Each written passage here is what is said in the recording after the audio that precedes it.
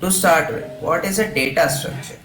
You might have come across data structures, or you might have come across names like stacks, queues, hash tables, trees, binary trees. There are several data structures that you can find. But what is a data structure? So, the formal definition of a data structure is a data structure is a particular way of organizing data in a computer so that it can be used effectively or efficiently. How can you use a data structure effectively? Suppose you are having a stack. Stack is a simple data structure. A stack is just piling up data. So when you use a stack, there are several applications of stack. So the applications that the stack is used for makes it efficient. That means if you are solving a problem that involves stack, so it will make sure that your problem is solved efficiently. More precisely, a data structure is a collection of data values, the relationships among them, and the function or operations that can be applied to the data. Now, there are several ways to organize this data. It need not be just piling up data, it can be a queue where you insert from one end and you pop from the other end, or it can be a hash table where there is a function that will calculate at what position will the data be placed. So, hence, data structure is also a collection of data values and the relationships among them. Data structure provides a means to manage large amount of data efficiently or for uses such as large database and internet indexing services. I'll give you an example. Yesterday, WhatsApp and Instagrams were down, so all of you, at least few of you, must have restarted your phones or tried fixing your internet connections. Because we cannot tolerate delay these days. We need things to be really fast. If there is an app that is not as fast as the other apps, it will be uh, it has so much competition in the market that it will not be able to survive. And similarly, databases. Suppose you are pulling up some data from anywhere. If today IRCTC takes a lot of data or a lot of time to give you or display the amount of seats available, you can actually miss your train because you will not be able to get tickets. Hence, quick retrieval of data and displaying of data is very important these days. So, um, for example, data structures, the very common one is array. Array is a very simple data structure where we just append values of same data type into a data structure. That is the array. So, the data structures that we'll be covering today are stacks, queues, trees, and hashing. So, to start with, let us start with stacks. But however, before that, if you all know what a linked list is, then for that you will first need to know what a node is. A node is like a node is also a data structure, but it is a very basic unit or the base of any data structure if you are using linked list. Now, why linked list? If you think of an array, if you have array is a static data structure, so you cannot change the size of an array. Suppose you have defined the array with five elements. You have defined int array of 5. Then you cannot alter the size of that array later on. You can alter the values, of course. You cannot alter the size of array. Now, when we go on to bigger issues, when we go out to the open world or the market, you will never have an array that is of size 5 or 6. You will be having arrays of size lakhs, crores. So in that case, it is very inefficient to use arrays. Why? Because suppose you have defined an array for the worst possible case, so the size of the array is 10,000. However, the values that the user is inputting is just 5 or 6. Then out of 10,000, only 5 values or only 5 spaces are filled in arrays. So that makes it extremely inefficient in the real world. For solving small problems, of course, it is a very simple and easy to implement data structure, but it is not feasible.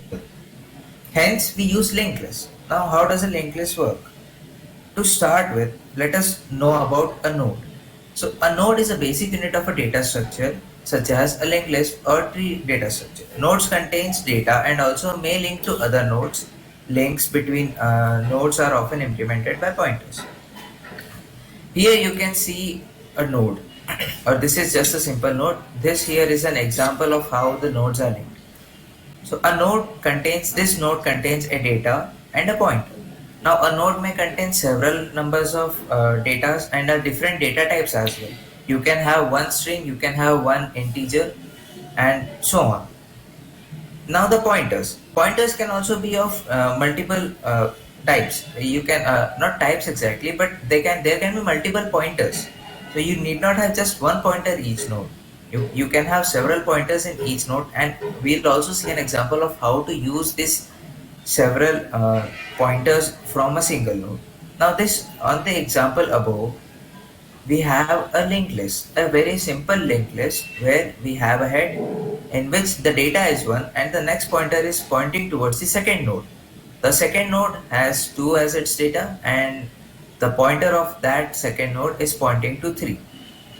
Now 3 is our last node of the linked list. Hence the pointer that points, it should point at null. So we always define a node with the pointer pointing to null. Now the question is, what is pointer? So to move on, let us see what a pointer is. A pointer is a variable that holds the address of another variable. Pointer does not have any data within itself. It only has an address. So suppose you are having a pointer, so it will not, if you print cout some pointer, it will not print any value. It will print some garbage value that is probably an address to some data. So pointer is never used for storing data. It is used for pointing at data. You have to address say 1 2 3 3 4. Another pointer says I have an address 3 4 4 4 5, and when you go to that address you will find the data. Similarly, if a pointer is pointing at null, then there is absolutely no data that the pointer is pointing. So these are some basic points about the pointer. Now, what are the advantages of using pointers? It allows us to use dynamic memory allocation. So when you use arrays, suppose the zeroth element is addressed at 1 2 2 3, then the next array or the next element, that is the first element of array, will be pointed at 1 2 2 5 or 6 depending upon the data type. If we are using integer in C++, that will be of 4 data types. So the first column or the first value will be 1220, for example. Then the second one will be 1224. So in that case, we do not need pointers because automatically we are having addresses assigned. But when we come to dynamic programming, each node is an independent value. So you cannot have two nodes with corresponding data addresses such that you can directly identify without using a pointer a second node from the first node.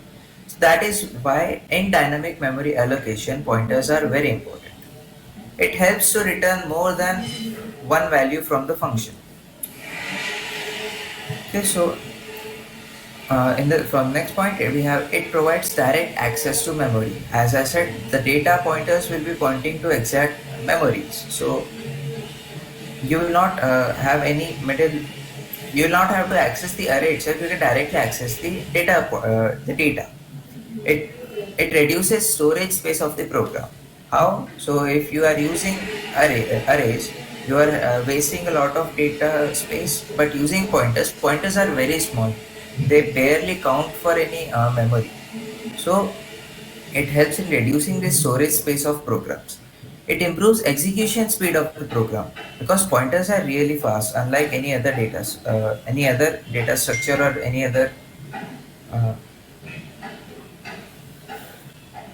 any other object of the coding aspect. Helps to build complex data structures like linked lists. So through linked lists, we can build many structures such as stack, queues, and etc. etc. So let us move on. So let us start with some of the basic data structures. Now, as I said, linked list is a data structure. It is a data structure which finds its applications in several different aspects. For example, we find its usage in stacks, we find its usage in queue, we also find its usage in trees. because they are variable.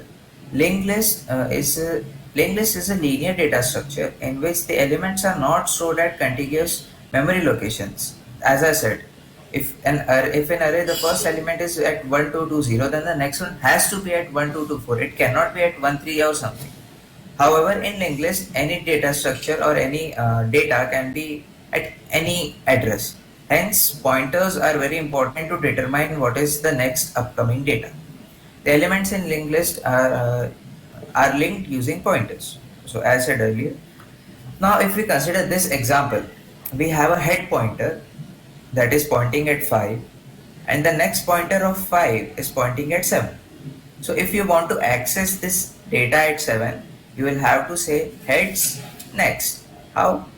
Head is at 5 and 5's next is 7. So heads next is 7. Similarly, 7's next is 2 and 2's next is 15. And 15's next is null because our linked list ends here. Hence, we have 4 elements in our linked list that are 5, 7, 2 and 15, such that starting from 5 and ending at 15. Always remember, if a pointer is not pointing at anything, then it has to be null.